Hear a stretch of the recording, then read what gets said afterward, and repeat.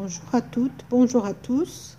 Dans cette vidéo, nous allons voir comment utiliser le théorème des milieux d'un triangle.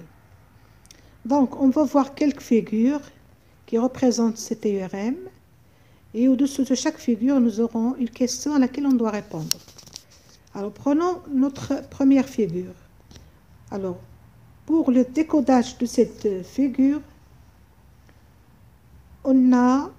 on voit bien que I est le milieu du segment AB. J est le milieu du segment AC. Et voilà. On passe à la question, montrer que IG est parallèle à BC. Alors, or, nous, on a un théorème qui dit, dans un triangle, la droite qui passe par les milieux des deux côtés, elle est parallèle au troisième côté, au support du troisième côté. Donc, puisque I est le milieu de AB, J est le milieu de AC, alors tout simplement, on peut dire que IG est parallèle à BC. Alors, on va montrer ça. Alors, on a I, milieu du segment AB. J, milieu du segment AC. Donc, IJ est parallèle à BC. Une remarque, il faut toujours dire dans le triangle APC. Mais puisqu'on a seulement un seul triangle ici, c'est pas grave. On peut commencer par I milieu de AB, J milieu de AC, donc IJ parallèle à BC. Mais si une figure contient beaucoup de triangles, alors là, il faut mentionner dans quel triangle tu as choisi tes milieux.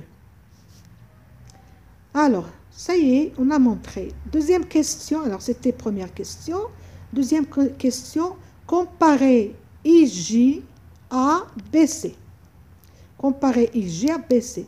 Ben, notre théorème dit aussi que la suite du théorème, dans un triangle, la droite qui passe par les milieux de deux côtés, elle est parallèle au troisième côté, et la distance qui relie I et J, ces deux milieux, elle est égale à la moitié du troisième côté. C'est-à-dire, et on a IJ égale 1/2 BC. Voilà. Ça, c'est du cours. La démonstration, on l'a vu dans le cours.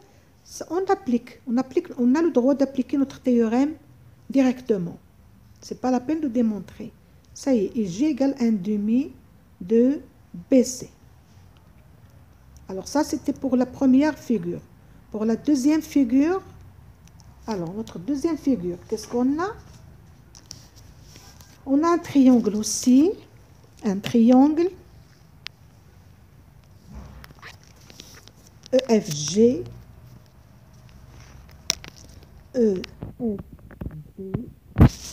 une droite qui passe par M milieu de EF et qui est parallèle. Alors là, pour le codage, on voit bien que M est milieu de EF, mais là, il faut écrire que, alors il coupe d'abord EG en N, il faut écrire que MN est parallèle à EG. Il faut l'écrire. Alors, première question, que peut-on dire du point N?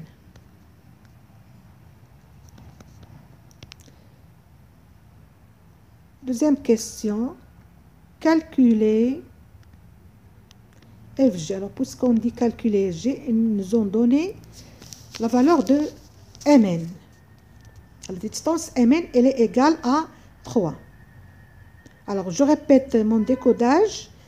On a un triangle EFG. On a MN parallèle à GF et passe par M le milieu de EF. Et on a la distance MN égale 3. Que peut-on dire du point N?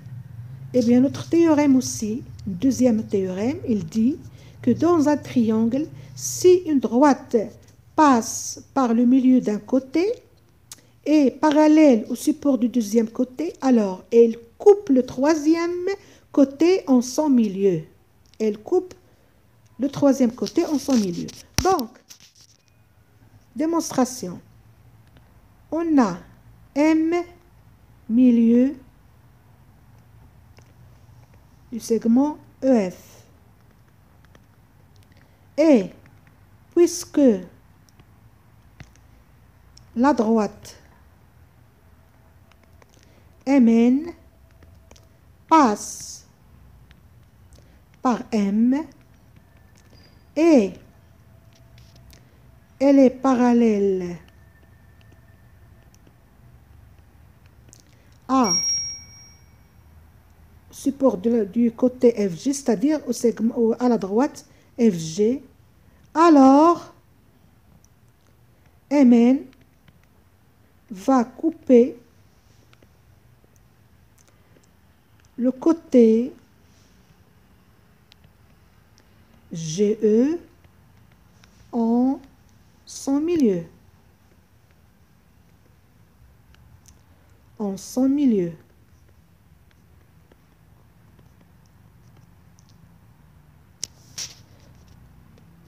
Ce qui veut dire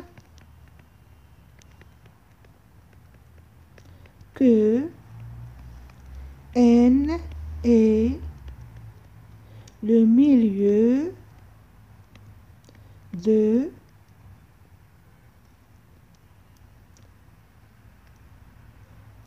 le milieu du côté GE. Voilà. Alors, prolongeons cette droite-là. Deuxième question. Calculer FG. Alors, revenons à notre figure. On a MN parallèle à FG. On a dit qu'il va couper EG en son milieu. Et le théorème, il dit aussi que la valeur de MN, elle vaut la moitié de GF. Aussi, comme tout à l'heure, comme l'autre figure. Et on a MN égale 1/2 de FG. Ou bien FG égale le double de MN. Égale 2 fois MN.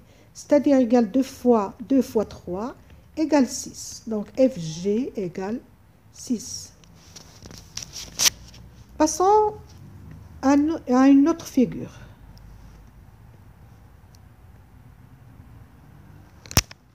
Alors,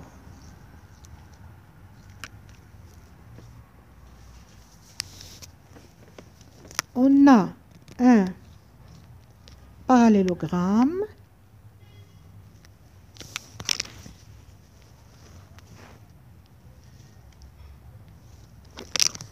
ABCD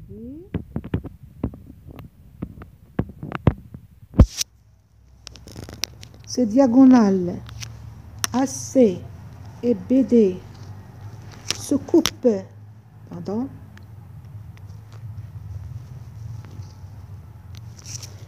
en I, et la droite qui passe par I et par J, milieu de BC.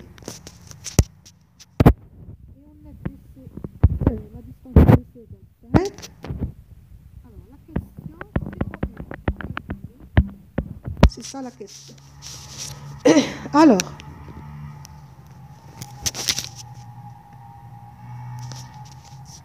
on veut calculer, quelle distance? La distance IJ, la distance IJ. La distance IJ. On nous demande de calculer la distance IJ. Alors, on voit bien, on nous demande ça, IJ. Si je démontre que IJ est parallèle à DC, le problème, il sera résolu. Puisque, comme tout à l'heure, on a vu les figures précédentes, on a vu que lorsqu'une droite coupe un côté en son milieu et coupe le deuxième côté aussi en son milieu, elle est parallèle au troisième côté. Et la distance entre les deux milieux est égale à la moitié du troisième côté. Aussi, on a vu dans l'autre figure que si une droite passe par le milieu d'un côté et est parallèle au deuxième côté, alors elle passe par le milieu du troisième côté. Et aussi, la distance entre ces deux milieux est égale à la moitié du troisième côté. Donc, on trouve toujours ça. Donc, nous, on doit montrer que IG est parallèle à DC. Mais aussi, on doit chercher nos milieux dans cette figure. Ben, on voit bien que IJ, là, est le milieu du BC. Et n'oublie pas que notre figure, notre quadrilatère ABCD est un parallélogramme. Et un parallélogramme, qu'est-ce qu'on dit de ces diagonales? Ces diagonales, elles se coupent en leur milieu. C'est-à-dire le point I. C'est quoi le point I? Qu'est-ce qu'elle représente pour le segment BD et le segment AC? C'est leur milieu, ils se coupent en leur milieu. Les diagonales d'un parallélogramme se coupent en leur milieu. Donc, I est le milieu du côté BD et J est le milieu du côté BC. Donc, je peux dire que IJ est parallèle à DC. Et à ce moment-là, je peux dire que IJ est égal à la moitié de DC. Alors, d'abord, on doit montrer que I est le milieu du côté BD. Alors, d'où vient ce résultat? Alors, il vient que le fait que le quadrilatère ABCD est un parallélogramme. Alors, puisque le quadrilatère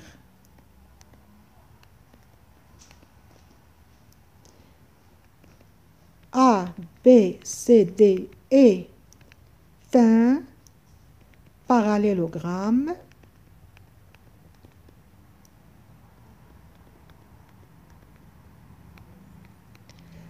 alors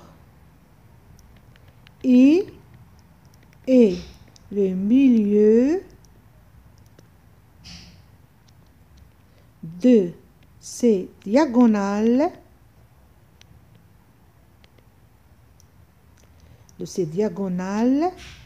AC et BD. AC et BD.